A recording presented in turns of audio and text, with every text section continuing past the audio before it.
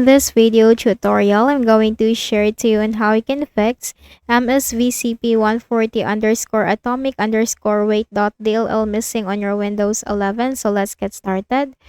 First is you have to check your system type. So search for system information on the Windows search bar.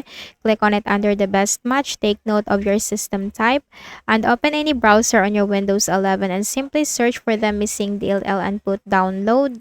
Hit enter. Click on the first option, scroll down, and click the download button corresponding to the architecture or the system type of your Windows and wait for this to be downloaded. Once downloaded, click on the folder icon.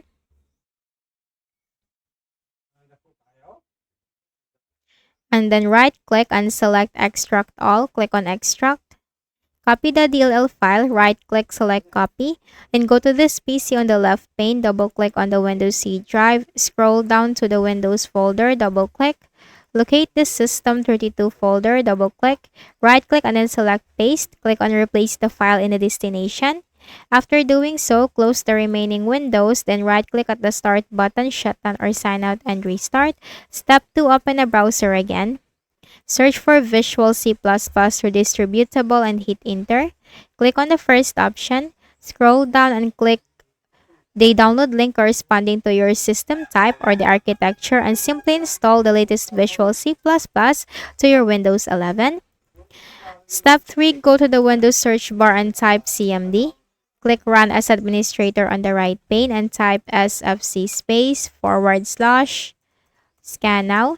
Scan now, just one word and no space in between, and hit enter. The system scan will begin, to simply wait for the process to be 100% completed.